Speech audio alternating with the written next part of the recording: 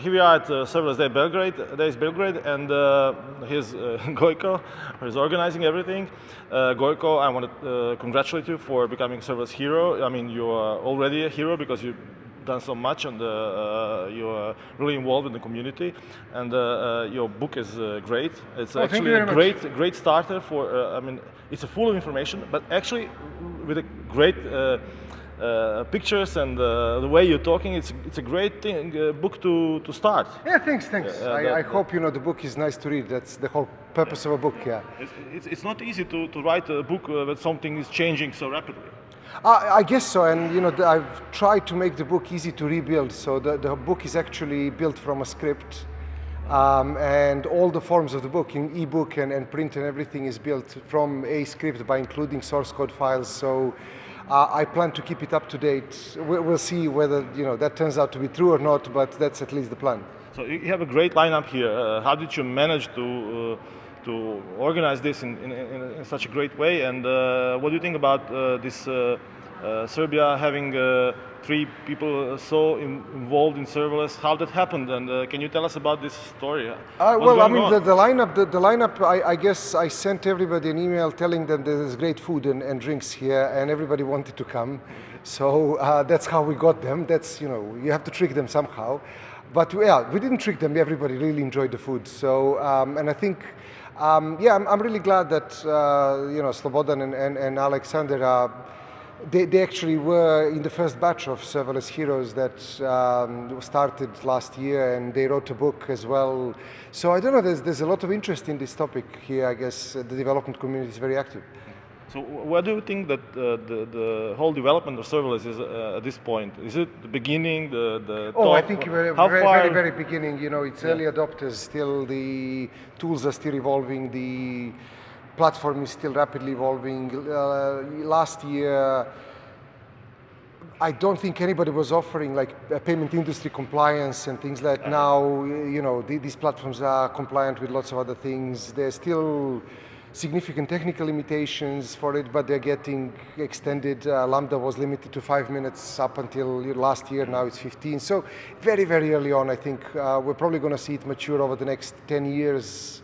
Or so, and then Is it chaos now? I mean, now we have CDK, CloudFormation. I don't think it's chaos. I think it's everything is evolving rapidly, and I think there's lots and lots of really interesting things happening.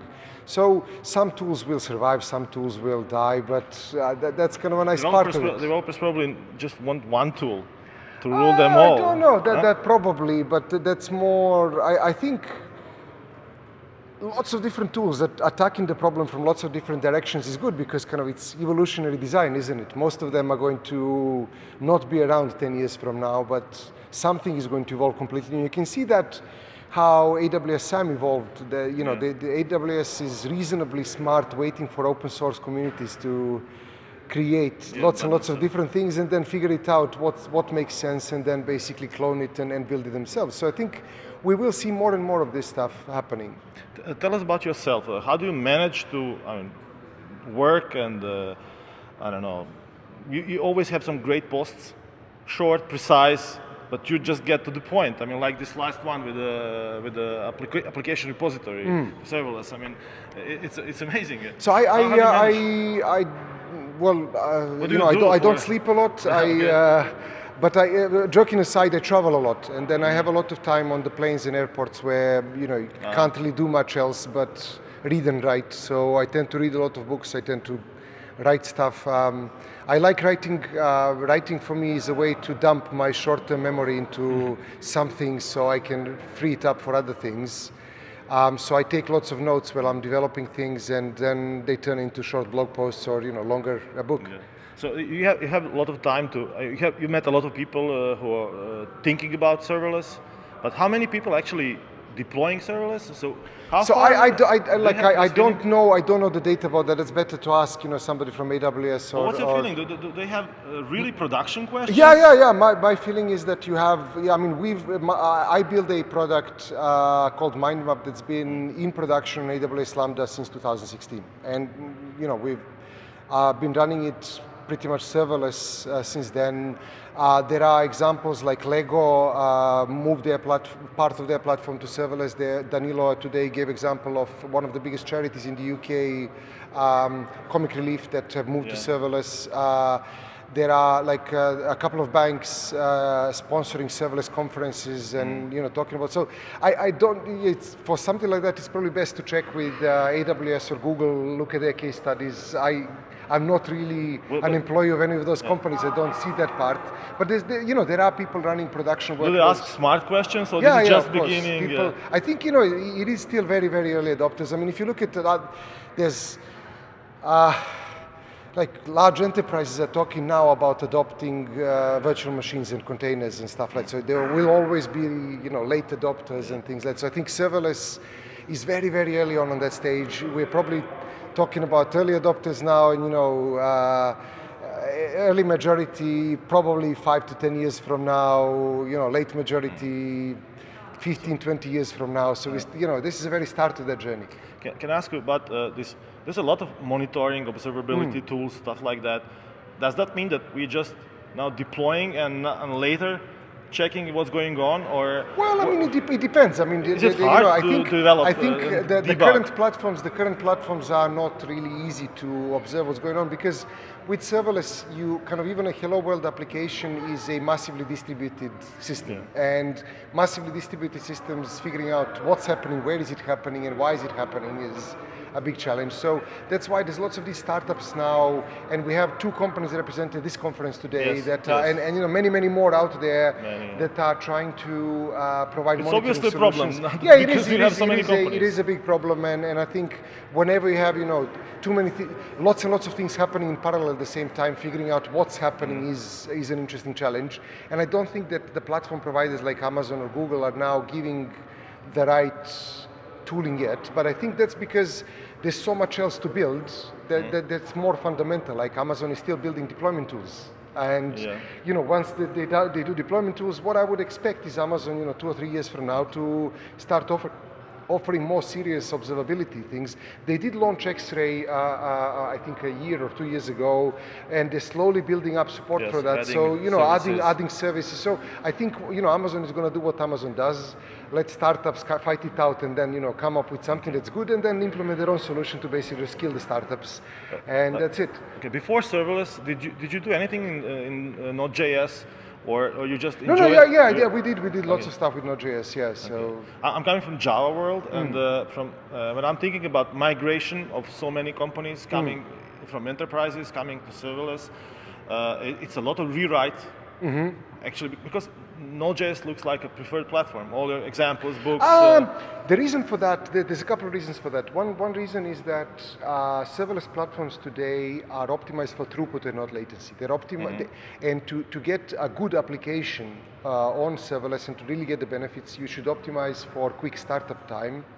At the moment, and the situation is getting better, but a year ago, 2 years ago, 3 years ago, and still, the Node.js and the Python runtime on Lambda starts much faster than the Java runtime. So if and all of these things are going into small, tiny modules where the benefit of Java as a enterprise thing, where you can have this nice application server that runs everything, is not as much as with the smaller functions. So Java is still a reasonably good language if you have a massively complicated code base that has to be deployed as a monolith, where if you're deploying something that's 20 lines of code or 100 lines of code, you don't really get as much benefit of Java. I used to be a reasonably good Java developer. I did enterprise Java beans, I did XML and all the shit, Well, that's a long time ago. 2001 or 2002. So, and actually one of the services we have in MindMap is running in Java because there was only one good PowerPoint conversion library in Java, and I had to sit down and write it, and before that, the last piece of Java code I wrote was probably 2009 or 2010. So I know what it's supposed to look like. I know you're not supposed to have public fields and things like that. But I was thinking, if I do it properly, it's going to take me 10 times longer, and actually it's just 50 lines of code. So you run Dockers and you run something on servers.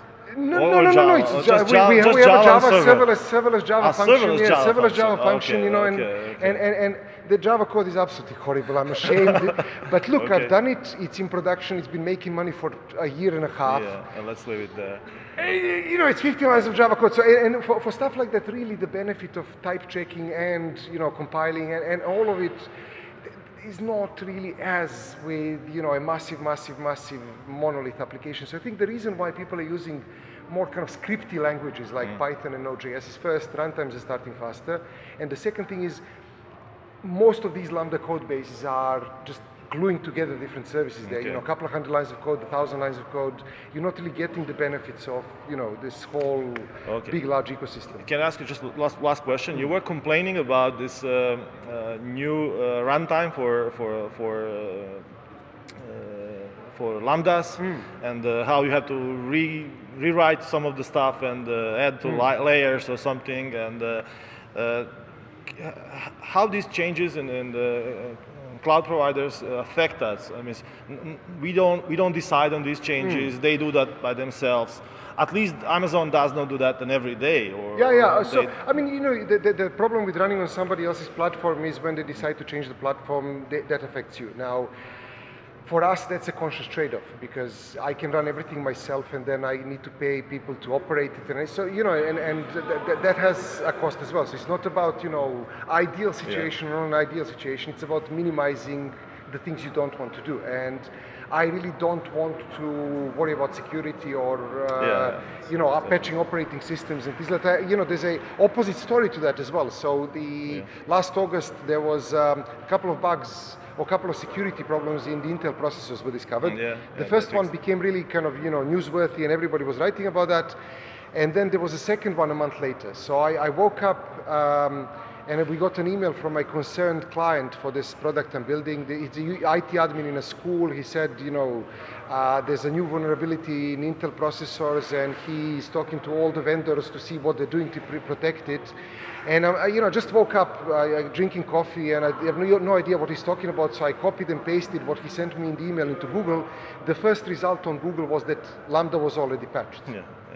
So I was like, hey, problem solved. I can keep drinking my coffee. So security so there is, there's a downside of the platform changing, but there's also the benefit of the platform changing is somebody solved the security problem before I even knew about it. And it's a trade-off. And for us, we have a product with a couple of million users that's basically developed, sold, supported, tested, everything by only 2 people.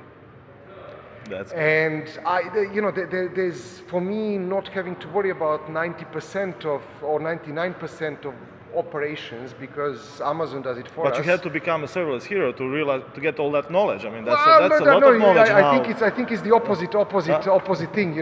Because of knowledge and sharing, they recognize it. But I think like anything else, you have to learn. But the learning curve is not really steep. It's people used to, building microservices or used to massively distributed systems.